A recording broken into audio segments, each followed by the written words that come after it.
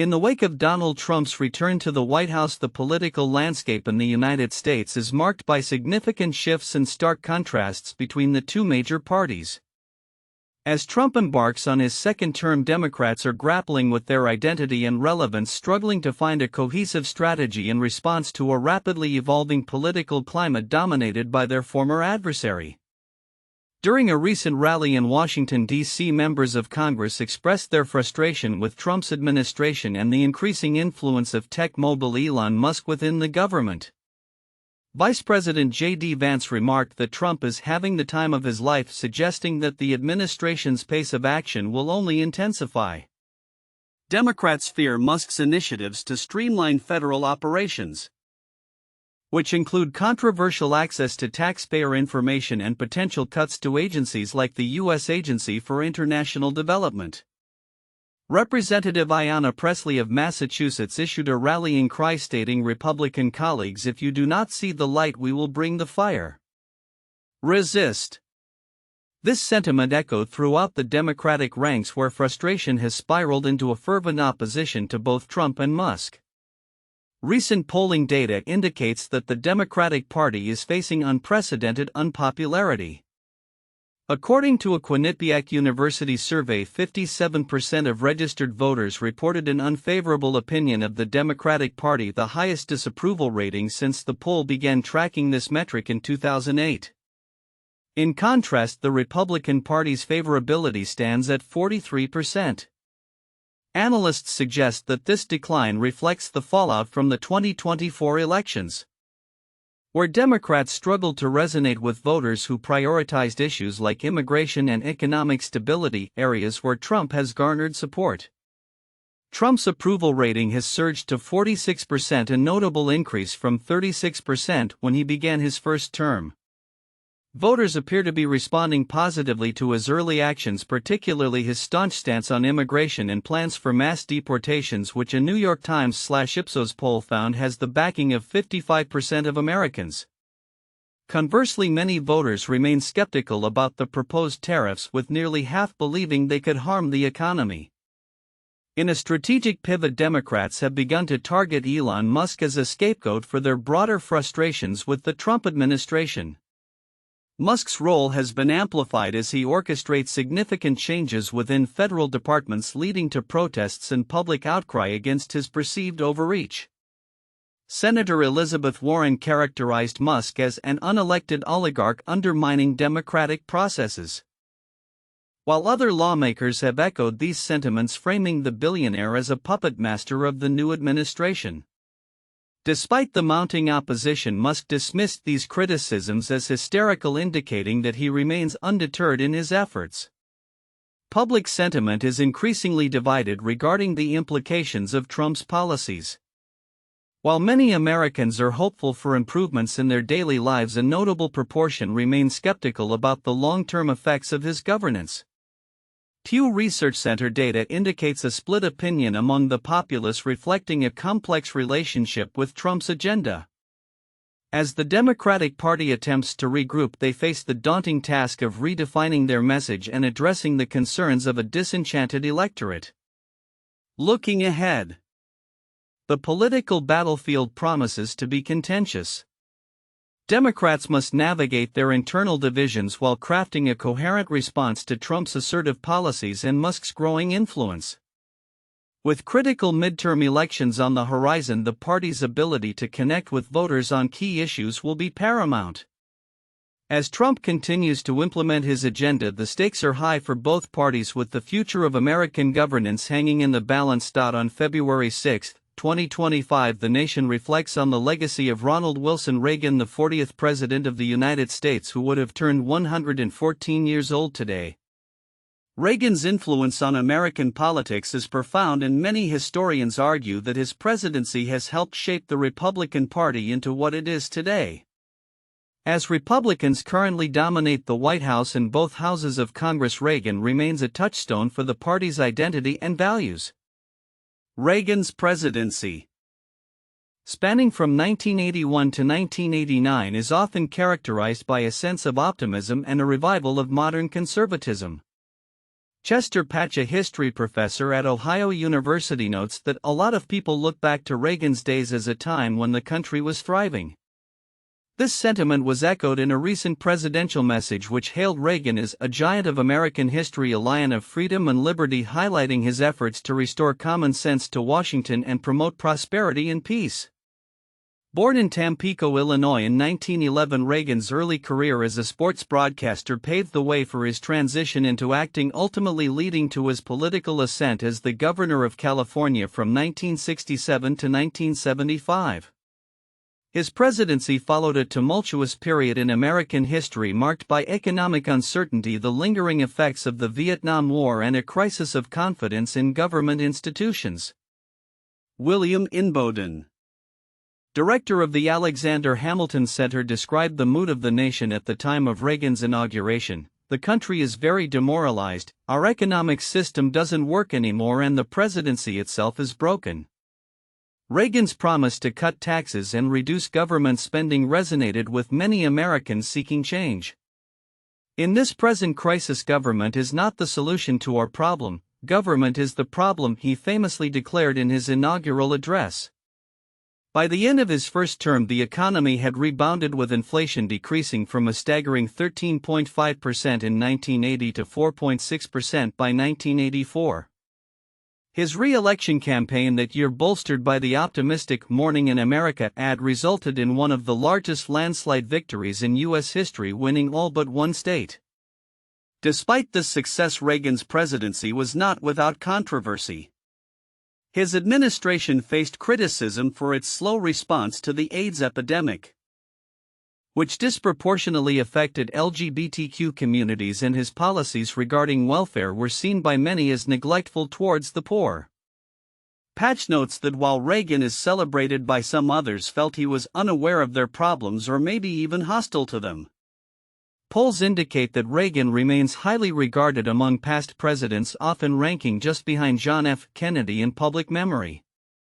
A Gallup survey indicated that he is the only Republican president not negatively viewed by Democrats, showcasing his enduring appeal. Inboden highlights that almost every successful Republican politician for the next 20 or 30 years would want to say, "I'm a Reagan Republican." This legacy continues to be referenced by politicians across the spectrum, reflecting Reagan's ability to tap into the American desire for clarity and optimism. However, as time has passed, the perception of Reagan's policies has evolved. While he is credited with shaping the modern conservative movement, characterized by free market principles, a robust national defense, and social conservatism, his legacy is complex. Many aspects of his policies, particularly his approach to taxation and government spending, are debated among scholars and politicians alike. Moreover, Reagan's legacy is juxtaposed against the current political landscape, which has seen a significant shift, with figures like Donald Trump redefining conservatism. Inboden notes the divide within the Republican Party today, citing Trump's MAGA movement versus traditional conservatives. This divergence raises questions about how Reagan's principles will be interpreted and applied in an era marked by stark political polarization. As the Republican Party continues to navigate its identity, Reagan's influence remains a guiding force, though the dialogue around his legacy is likely to evolve. The foundational messages of optimism and the belief in overcoming challenges which Reagan exemplified could serve as a reminder of the art of the possible in politics, a sentiment that Inboden believes is crucial in today's contentious environment. In conclusion, as America reflects on Ronald Reagan's birthday, it is clear that his legacy is woven into the fabric of the Republican Party and American politics at large. While his presidency is celebrated for its achievements, it is also a reminder of the complexities and challenges that accompany leadership. The ongoing discussions about his policies and their impacts will undoubtedly shape future political narratives as the nation continues to grapple with its identity and direction. In a dynamic political landscape marked by rapid changes and significant appointments, the Senate is currently engaged in a crucial process of confirming President Donald Trump's cabinet nominees for his second term. This process not only sets the stage for the administration's policy direction but also reflects broader shifts in the government's approach to technology security and workforce development. The confirmation hearings have already yielded significant outcomes, with several key appointments receiving swift approval. Marco Rubio, a former senator, was the first to be confirmed as Secretary of State, gaining unanimous support from the Senate.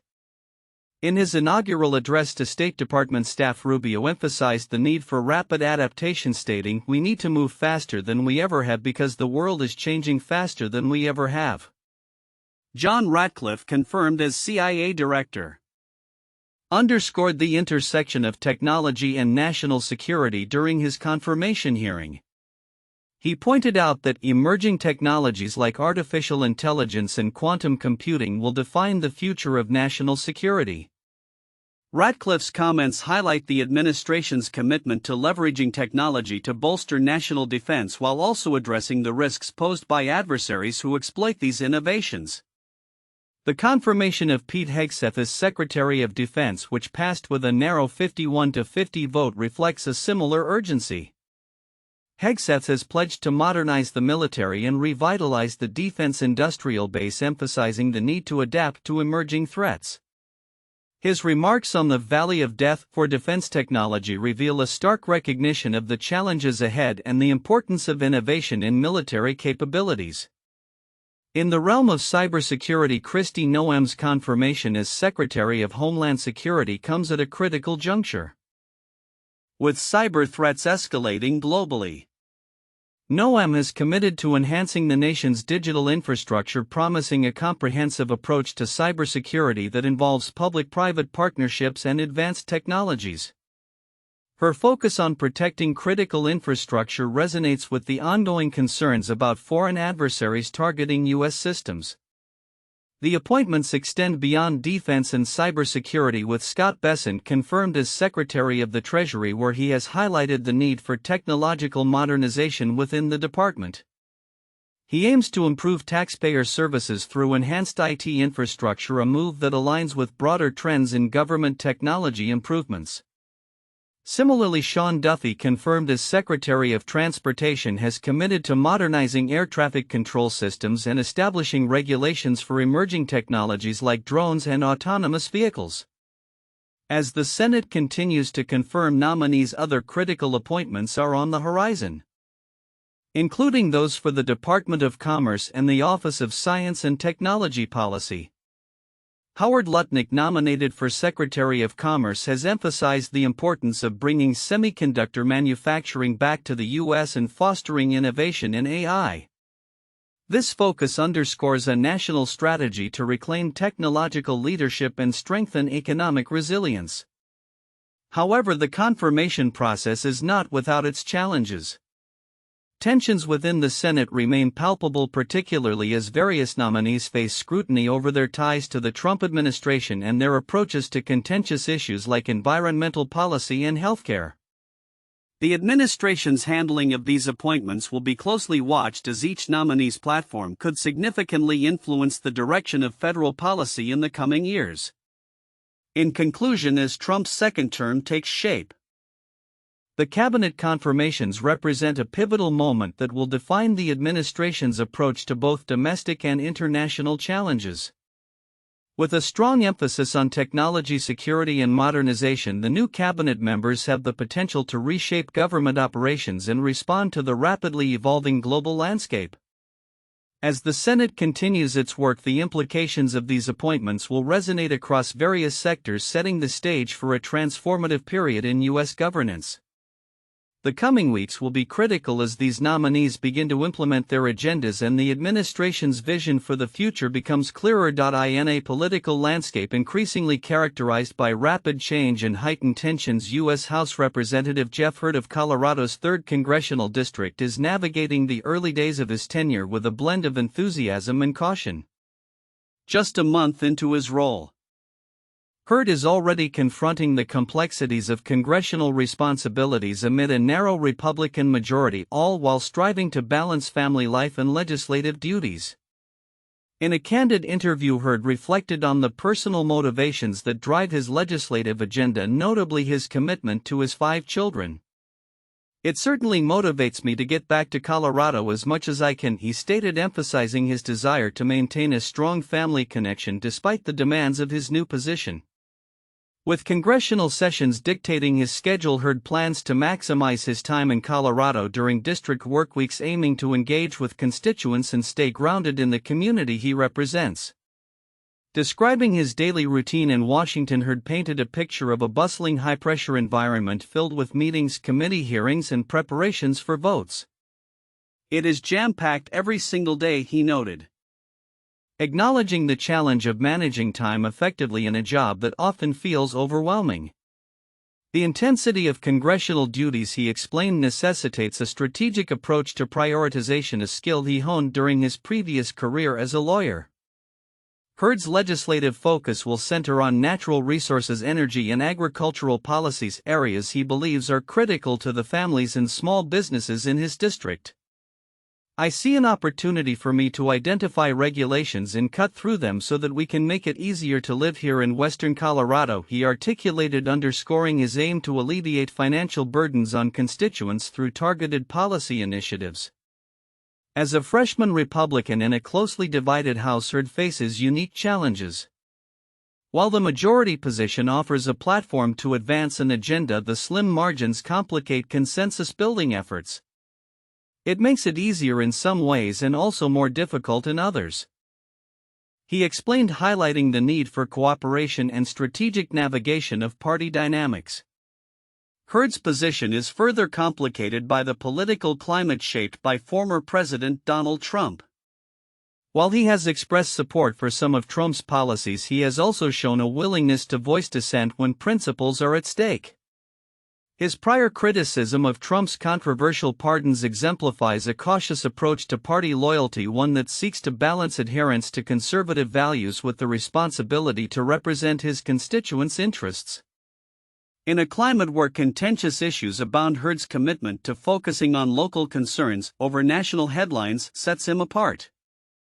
"I want to get headlines in the Daily Sentinel about infrastructure projects, hear about jobs created, about cutting regulation," he stated, emphasizing his goal of making a tangible impact in his district rather than seeking personal notoriety. As Hurd continues to settle into his role, the evolving political landscape will undoubtedly influence his strategies and priorities. With a commitment to his constituents and a pragmatic approach to governance, he is poised to play a significant role in shaping the future of Colorado's 3rd congressional district while navigating the complexities of a changing Congress. Looking ahead, Hurd's ability to adapt to and engage with both his local community and the broader political environment will be crucial as he seeks to fulfill his promise of effective representation. As the United States Supreme Court prepares to address several high-profile cases involving former President Donald Trump, the legal landscape surrounding pivotal issues such as equal protection for transgender minors is becoming increasingly complex and contentious. With the court poised to decide on a Tennessee law banning the use of puberty blockers and hormone therapy for transgender teens, the implications of its rulings could resonate far beyond the courtroom, impacting healthcare access and civil rights across the nation. On February 7, 2025, the Trump administration officially altered its stance regarding the Tennessee law known as SB 1. In a letter to the Supreme Court, Deputy Solicitor General Curtis Gannon stated that the administration believes SB 1 does not violate the Constitution's Equal Protection Clause. This shift is starkly different from the position held by the Biden administration, which had previously sought to challenge the law. The Biden administration had aligned itself with a lawsuit filed by 3 transgender teens and their families, arguing that the law discriminates against transgender individuals by denying them access to medically necessary treatments while allowing similar treatments for other medical reasons. The Supreme Court had granted a review of this case after the Sixth Circuit Court of Appeals upheld the ban. Historically, it has been customary for the federal government to maintain a consistent legal position when transitioning between administrations. However, both the Trump and Biden administrations have diverged from this practice. This recent change raises questions about the precedent it sets for future cases involving LGBTQ+ rights and healthcare access.